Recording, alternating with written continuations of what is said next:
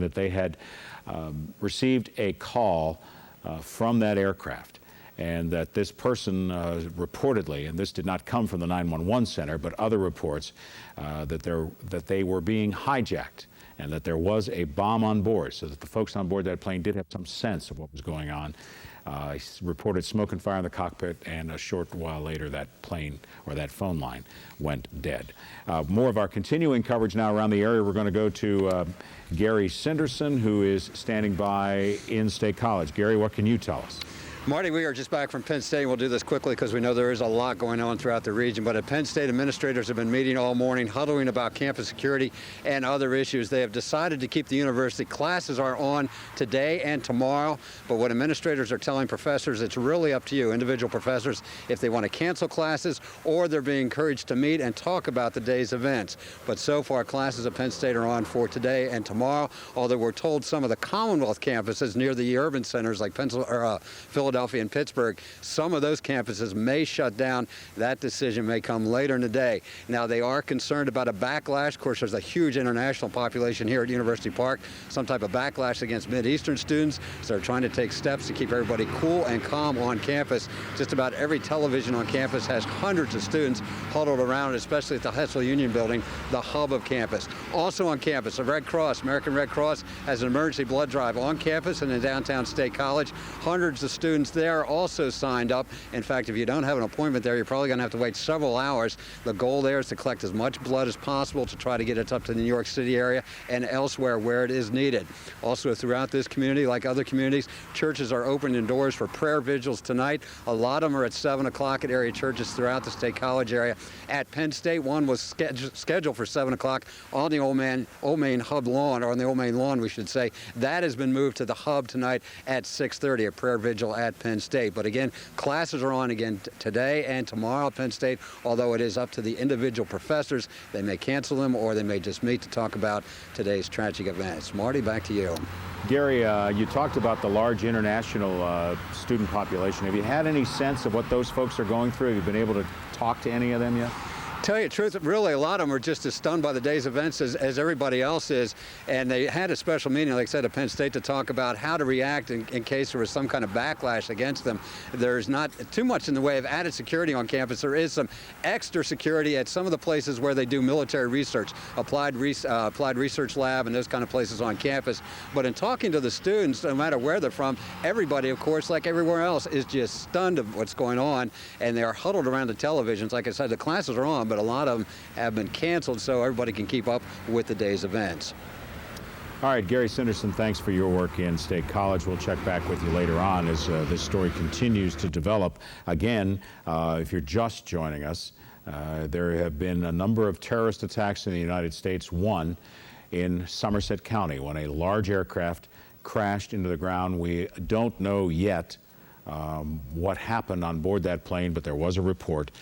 We know that the plane was hijacked. We don't know if something happened to cause that plane to crash near Shanksville, whether in fact there was some sort of bomb on board. We do know that there is a large hole in the ground where that plane crashed near Shanksville. Conflicting reports on the number of people who were on board. We do not believe there were any survivors. I've just been handed a timeline, and I'm not sure. Are we ready to go to that yet, or do you not want to go to that? Okay, we're going to go back to NBC's coverage of this attack on America. I'm Marty Radovanek, Channel 6 News. That's probably an area that we have to look at, but I'm sure necessary evaluations that are needed, because I think it's pretty clear now that these planes were hijacked and effective as well. Senator, we're still dealing, as I say, with the initial stages of shock, but being hijacked, you've got to get the hijackers aboard, and you have to get some sort of deathly weapon aboard, like a gun or some explosives. And there are two ways to do that. Either they go through passenger screening and manage to sneak through passenger screening without getting caught, or you get behind the doors somehow and sneak those people aboard behind passenger screening as though they were an airport employee. There have been investigations done on both those things. The FAA tests them a lot with plainclothes people to see if they get through, and every time they do it, a sizable percentage. WJAC TV, this is a Channel 6 News special report. Good afternoon. I'm Marty Radovanek as we continue to cover the attack on America, which has impacted west central Pennsylvania. A large plane with what we believe now is 45 people on board, a Boeing 757 crashing in a rural area of Somerset County. No survivors on board that aircraft. John Meyer is one of our reporters who has been following this story. He's got new information now on the plane crash in Somerset County. John? As Marty, we've been on the move through several different areas since that plane crash this morning. Of course, we were one of the first stations here, got in to see the actual crater where this plane hit the ground. Of course, I described earlier how horrific this scene is right there at the crater in the ground. We've been moved now here to a staging area. This is as close as we can get. The entire area has been turned into a crime scene. 3 to 4 mile radius outside of where that plane went down has been turned into a crime scene. State police will not let us go any further than this. FBI also restricting any access from this spot. Of course, quite a frenzy has happened here at this area with media coming here from throughout Pennsylvania and coming here from throughout the country, because 3 spots in the United States, New York, Washington, D.C., and here in Somerset County, 3 spots that have been hit hard by this plane crash and by this terrorist action. Of course, we were talking earlier today about a phone call from the plane to Greensburg 911, Westmoreland 911 in Greensburg, reporting that the plane had been hijacked, United Flight 93 on way from Newark to San Francisco. Of course, it crashed here at a strip mine in Somerset County, and the question is, was it headed for somewhere else? Was there another target that it was intended for? Again, we're here at the media staging area. This is as far as we can go right now. They're planning a press conference shortly to tell us a little bit more about what is going on and what is going on with the investigation. Of course, FBI, NTSB, people coming from throughout the country to investigate what actually did happen here in Somerset County. We'll be here throughout the day, Marty. Back to you. All right, John Meyer, live in Somerset County. Thanks for your work on this story. Yeah, that's one of the most intriguing questions of all of this. You may have seen Bob Hager a moment ago on NBC. Why? What was the target of the plane that crashed in Somerset County? You hardly think that they intended to put it down there on a strip mine in a rural area. If you want to make a statement, that's not the place that you would expect that was to happen. So apparently something went wrong with the plan on board that plane, but it was in fact a hijacked aircraft, was part of this terrorist attack on America. The plane crashed in rural Somerset County. We want to go back now to Bob Kaysen, who's on the phone. Bob works at the Altoona Mirror. Give us a sense of what's going on in your city at this hour, Bob. Well, Marty, we're still gathering information, as I mentioned earlier. The updates that we have is that from the Altoona post office that all the traffic is being rerouted. The fire police were called in. They met at the Blair County Ballpark, and they were sent over by the post office. They blocked off all the streets around the Altoona post office. Then the bomb squad did arrive from State College. They did remove the package. They opened it, and I guess it was a false alert. The one update on the level 1 terrorism alert is that was issued statewide, issued about 10 o'clock. The Pennsylvania Emergency Management Agency issued that. Because of that terrorism alert, the Emergency Operations Center was activated in Altoona. Level 1 is the lowest level, and that was just because of the situation with the suspicious package being dropped off at the Altoona post office. The other thing to mention, Marty, the Altoona Mirror is going to be coming out with a special afternoon edition. It should be on the newsstand for single copy sales anywhere after 4 o'clock. We're working on that right now. We'll have the latest for the Altoona Mirror. Bob, I'm just curious if you've been talking to any of your reporters as ours are out now gauging reaction from folks. Have you gotten any sense of what the people of Altoona and of Blair County think about what happened today? Well, I mean, everybody is in shock and in disbelief. We've had our reporters talking to the different schools. Some of the schools have said, for example, Spring Cove School District in Martinsburg has not allowed their students to watch any of this transpire on television. The Altoona School District has allowed their students to watch this. We've had that. We have talked to our staff reporters at the site over in Somerset. The FBI is on the scene now, and it's a mob scene, as John mentioned earlier, that there's over 100 members of the media on the scene. And we've had calls as far away from Georgia to get information, from Canton, Ohio to get information, and they're going to be sending, the Canton's going to be sending a reporter to Somerset. All right. Bob Kaysen of the Altoona Mirror, thanks. We'll check back in with you later on today. We want to get a couple of quick phone numbers on the air for you. These are phone numbers that the airlines are providing.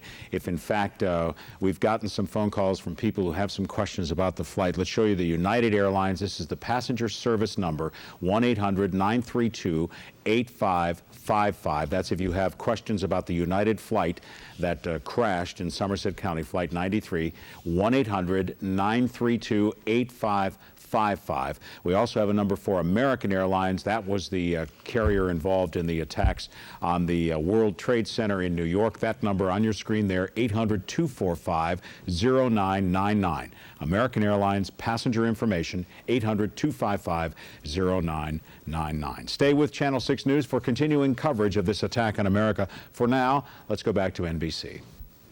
In the ongoing dispute between the Palestinians and the WJAC TV, this is a Channel 6 News special report. Good afternoon. I'm Marty Radovanik as we continue to follow this story of the attack on America, and specifically the airplane that crashed in Somerset County. A short time ago, there was a news conference at the Cambria County Airport to talk more about this. Let's listen in now on Joe McKelvey, airport manager. I'd like to say a couple comments to the audience to start with. The only thing I want to offer is that as airport director, I don't intend to speculate on any events that happened today. I know nothing about the Trade Center other than what everybody's seen on TV and the Pentagon. We have some straight facts here to date. I don't have too much to go with those facts because it all happened so fast today. So again, if I give you specifically an answer that I don't know, I would appreciate you don't revisit that subject because I really don't know. We have Chairman P.J. Stevens with us from the Airport Authority today. Jack Donnelly's here from the Airport Authority and so forth. I'll give you a 2-minute summary of what I do know and what's going on here at the airport, and then I'll turn it over to the Chief and also to the State Police. As with everybody in the room today, I was watching the TV on the incident with the Trade Center. And then very, very quickly, I heard about the incident at the Pentagon, and almost simultaneously, we got a call from the Air Traffic Control Tower Chief indicating that an aircraft was reported just northwest of Johnstown Airport, heading directly to the airport, approximately 6,000 feet, and no contact with the tower, no contact with Cleveland Center. Cleveland Center at that time asked the Tower Chief to evacuate the facility. And he was in the process of doing that when he called me, and probably as quickly as before I could get off the phone, the aircraft had already overflown Johnstown, and you know the rest of the story, and I don't have any of the facts on the crash site, except that it has been confirmed there's been a crash south of us in Somerset County. When I received the call from the Tower Chief, I called 911 to report the incident, not only in the aircraft, but the tower was evacuating and so forth. And they again responded, an excellent response here in this region, but the various law enforcement people were notified, emergency response people, and the majority of the crew you see here today was here at the airport. I'd say within, we actually had an officer from Richland in the building at the time, but the majority of the people here today were here within 5 minutes, so it was an excellent response. Where we're at right now, with the help of the state police, local police, and all the other law enforcement people, we've secured the airport completely. The first thing we did was move everybody outside the fenced-in areas, make sure all the gates were secured, got all the contractors off the field, non-essential personnel. After that, the police have stationed and closed the gate areas and so forth. Initially, we closed the airport at Cleveland Center's request, and we were told that the air traffic system in the country had basically been shut down. We were then asked by Cleveland Center to reopen the airport because they had a lot of airplanes still in the system flying, and they needed to get them on the ground. We reopened the airport. We accepted about a half a dozen. We have a commuter and a couple corporate jets that landed. After that, we didn't really have any more arrivals, which told me that most of the aircraft in the country were on the ground, with the exception of perhaps military aircraft. The status right now, we kept the airport open for a while. Just recently, I'd say within the last half hour, we closed the airport to all air traffic with the exception of military aircraft and emergency response helicopters, which will be responding to the incident down south, and also could be bringing various military people in and emergency response people in and out. We're, again, on full security alert here. Essential personnel only. And I'm going to... The intersection brought up before you start, you already into it. Okay. I'm going to turn it over here to for some questions and so forth. But again, I'm not going to speculate on anything. I only know the actual facts that have happened. Maybe later on today, we're proposing a press conference around 6. We'll have some more details. 5 o'clock? Okay, 5 o'clock, we'll have some more details. And I just ask that we don't revisit something that I or one of us says I don't know. We really don't know at this point. We'll go from there. The aircraft that you talked about that you had no radio contact with and then overflew Johnstown, is that the one that crashed? I believe it is, yes. Was it planning on landing here? I don't know. I do know that the initial report was a 757, 6,000 feet, and that aircraft is, I believe the aircraft that went in was 757. Mm-hmm. And that was Cleveland Tower? Cleveland Center. Cleveland Center operates the airspace above the air traffic control world that we live in, which is everything, they control everything above 5,000 feet. Any threats to this airport or anything like that today? Unusual activity? Well, other than what I just told you about with the aircraft initially, we haven't had too many. We've had a lot of phone communication problems, and again, I think that's the volume that's across the country right now. But our phone systems were out. In fact, they're out for about 2 hours. Cell phones are almost worthless with so many people on them, but that was about it. Is that the problem? There's no sabotage to the phones? It's just overuse? I don't know. I don't know what the problem is. Was that aircraft, from the air trafficker's perspective, did they feel that it was attempting to make a landing here, or did you feel threatened? I don't know. Cleveland Center is like New York Center, for example. New York Center at this point, I'm sure, is trying to piece together what happened. Cleveland Center is trying to piece together what happened, and so is the rest of the country. I don't know. What I heard on them. What was the CERT team brought in here for? Well, the CERT team was brought in, as with many of the other security personnel, because of the gravity of the situation with air carriers and with Cleveland Center telling us that we need to use your airport to land aircraft. I assumed, and they brought in commuters and corporate jets, I assume we may also be taking air carrier aircraft arrivals, where we would obviously want to screen quite thoroughly since the incidents that happened in New York and in Washington. We're very, very concerned about aircraft arriving here unexpectedly, or maybe expectedly, I don't know. The notification you got from Cleveland Center about the plane heading towards Johnstown, was there any indication it had an explosive device or anything like that? No. The only indication we've got was that it was not under center control, which was, in the air traffic world, it's extremely alarming. In my world, it's alarming simply because with no communications with an aircraft, it makes you start to worry very, very quickly, especially at that low altitude. Because that was what I heard on the monitor, that there might be an explosive device. What about the rumors that we've heard today that this is a potential landing site for Air Force One and the President because it's a safe location? Do you know anything about that? I have not heard that. That's a speculation. And the question about the CERT team, you take the airport to its highest level of security, which would require that we have the CERT team on hand at that particular time. There's nobody going to get on the airport unless we can identify them, and we do have military installations here. So with whatever happened today, everything that we did was a precaution and brought the level of security to the highest levels. So everything that we have or we expect we may need, we will have here, not necessarily that we're responding to a specific problem at that time, but should it arise, we have to have it here on site. We have stuff staffed around at the fire halls and the EMS units, the fire department. Everybody's on full alert, but they're standing by in the event that something happens, not necessarily that we have any information that it does, but we want to be ready for anything that may come down so that we have people here and we can put them out immediately and keep them informed. The same as you are. We have to stay together and have everybody. You call somebody out from home, they don't know what's going on. We try to keep everybody updated with what we're doing and all at one spot, and this happens to be the spot because we were all called here this morning. And we'll probably stay here for a long time. And that's why you have the checkpoints here. Do you have any idea how long the airport will be closed?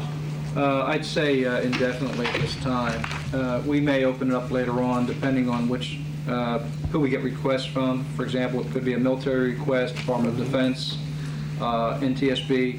I don't know just now, but we would might have some selective openings as the day goes on, but I suspect it's going to be the better part of all of today, especially to any type of air carrier operation or any type of civilian operation. How many planes did you guys accept after the whole New York? I'm not quite sure. It seems to me there's about a half a dozen or so, 7 or 8 extra aircraft out there. And you're saying they're commuter and corporate jets? Right. Can you go over your personal experience with it one more time for us? The tower called you, and what happened next? Well, the tower called me and informed me that they were evacuating the tower due to a call from Cleveland Center, Air Traffic Control Center, advising them that there was an aircraft northwest of the tower position descending through 6,000 feet, and they said it was a 757. And obviously, with the news being on with the Trade Center and also the Pentagon news just flashing on the screen, we were quite alarmed. If he was going to fly over us, let's say he was going to D.C., what altitude would he be at? Well, it depends on where he's coming from, but if he's coming from a New York airport, west coast bound, he could already be at 25, 30,000 feet already. Do you know anything about the California connection? All 4 of these planes was heading to California. I can't comment on that at this time. Maybe later on today we may have some more information on that, but I can't confirm anything as to the ownership of the actual aircraft that were involved in any incident today. Has this ever happened before in your recollection at this airport that there would be? No, not to my knowledge. You've never had this type of miscommunication with a plane at this airport? No, in fact, the air traffic system is a very positive system. It's positive all the time, and you're always in radio contact with an aircraft, no matter what altitude he's at. There have been news reports that there was a... From the federal authorities as far as opening the airport and air traffic resuming in the country. We may have to work out procedures later to get certain military aircraft in. And I mentioned security of our particular security fence line world here in Gates, but we're also protecting the airport for arrivals and departures as required during the day. Again, the military may need to come in, emergency response aircraft, perhaps aircraft that belong to the aircraft involved in the crash site. But we're going to protect that perimeter as long as we absolutely have to get these arrivals in and out. We are the closest airport, I would imagine. Yes, we are. We're the crash site? Yes, we are. The closest airport that can handle any aircraft of any size. Size like any type of pure jet or air carrier type aircraft. So this airport you can land practically everywhere? Yes, we can handle any aircraft in any airline's fleet in America if we have to.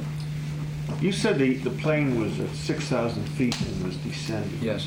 Normally, what would the altitude be? Normally, if he's going an overflight or if he's coming into this airport. If he's 10 miles north of this airport, normally he'd be about 3,000 feet or so if he wanted to land. Obviously, he couldn't land if he's at 6,000 feet at 10 miles. You have been watching raw tape of a news conference held at the Cambria County Airport within the past hour, listening to Joe McKelvey, who is the Director of Operations at the Cambria County Johnstown Airport. And one thing that he said that very much struck me, describing the plane that crashed in Somerset County, when they first noticed it, it was about 6,000 feet, when it should have been at 25,000 feet, not responding to any radio contact. But McKelvey said this was on the heels of they had been watching their television, what had happened at the World Trade Center and what had happened at the Pentagon, and suddenly there's a 757 flying straight at them. And in his words, we were quite alarmed. That plane eventually crashed in Somerset County. Leah Spangler was working that press conference and has been on the scene of the airport since this all began this morning. Let's go to her for more on that news conference. Leah. Marty, the events here at the airport today can only be described as extraordinary. To recap for you a little bit, the airport director, Joe McKelvey, got a call, he thinks around 9:30 from the Air Traffic Control Center here at the airport, that there was a large plane headed in our direction that had not been in radio contact. The plane was said to be a 757 flying at about 6,000 feet in altitude, about 10 miles away from the airport. That is very unusual. A plane traveling over this area of that size would normally be flying anywhere from 13,000 to 25,000 feet in altitude and would always be in radio control, in radio contact rather, with air traffic controllers. They thought of it as such a threat, they immediately evacuated the air traffic control tower here and also the airport. This airport right now is in lockdown mode. Nobody is leaving, nobody is coming in. unless they have special permission from a list of people to come in and out. At the moment, this airport is looking like it might possibly be a coordination site for the FAA and the NTSB, who will be coming in to investigate the plane crash in Somerset County. Joe McKelvey, the airport director here, does believe the plane that looked as if it were headed for the airport here in Johnstown that was not in radio contact is the plane that did indeed go down in Somerset County. Now, we have absolutely no confirmation about the rumors that there may have been a bomb on that plane, but as you have already mentioned, Westmoreland County 911 directors took a phone call from a man who said he was on that plane and locked in the bathroom and said he was being hijacked. We'll have more from the crash scene on the story for you coming up.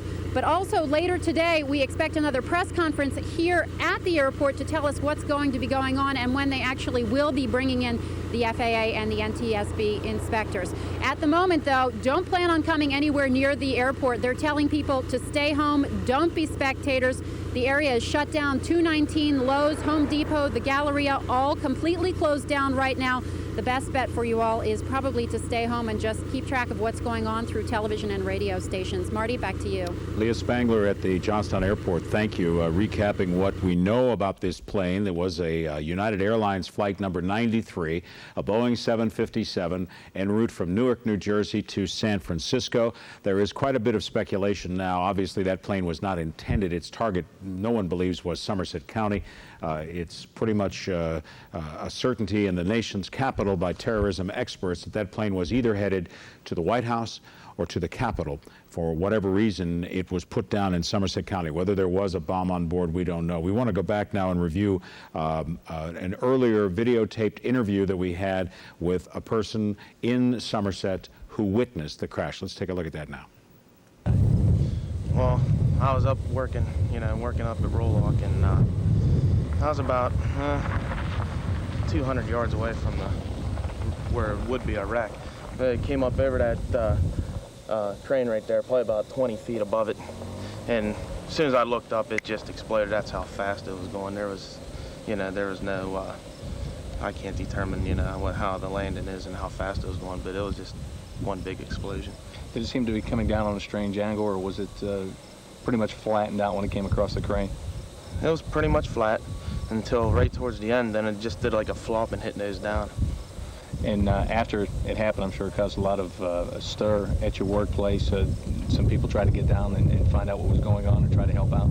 Yeah, there was people, my employers just scattering around, going down looking for some help. And, I went down to the next house and called 911 because our phone lines were down and we had no power. Right away? Right away. Power. And I just went down to direct traffic for the rescue crews then. Obviously, this is a major catastrophe and something that normally doesn't happen in a small rural community like this, and I would imagine that everybody, including yourself, is still kind of in shock.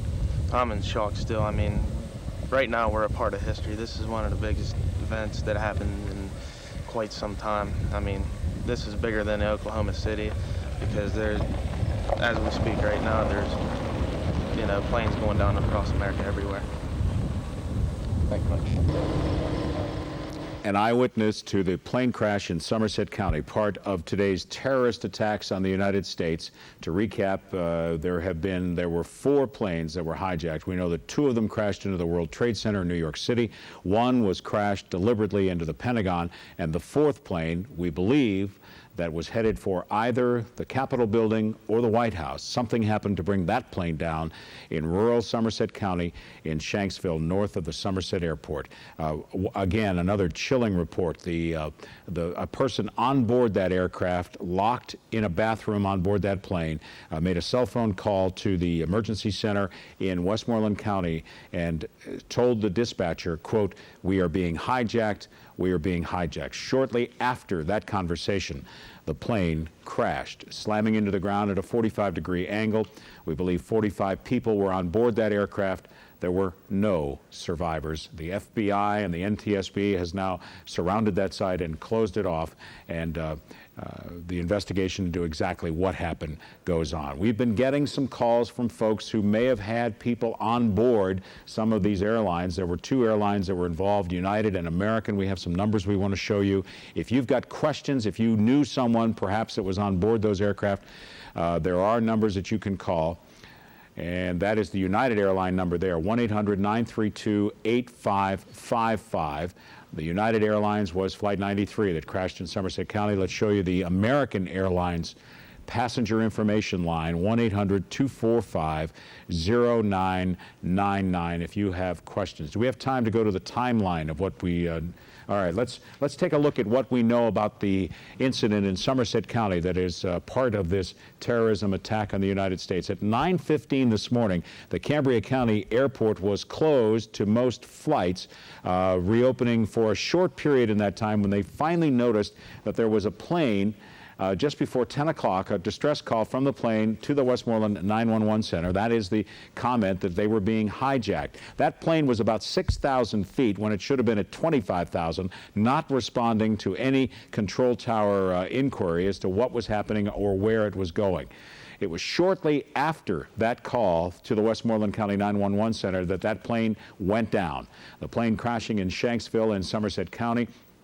And shortly after that, when it became apparent that there was a large-scale terrorist attack underway, mostly from the air across America, the Cambria County Airport closed and remains closed at this hour except for military and emergency aircraft. One other item we want to pass along, Joe McKelvey of the Cambria County Airport telling us that there may yet be some planes in the air, but folks should not worry about any of those if you happen to see one, because the FAA knows about those planes and they are putting them down. Or in fact, if near the Johnstown Airport there could be planes from the National Transportation Safety Board or military aircraft that will be flying in. Again, terrorism, attack. It has happened in Somerset County. We think as many as 45, perhaps more people died when a Boeing 757 en route from Newark to San Francisco crashed in a rural area of Somerset County near the community of Shanksville. We will continue to follow the developments in this story here in Pennsylvania throughout the afternoon. I'm Marty Radovanek, Channel 6 News. Let's go now back to NBC.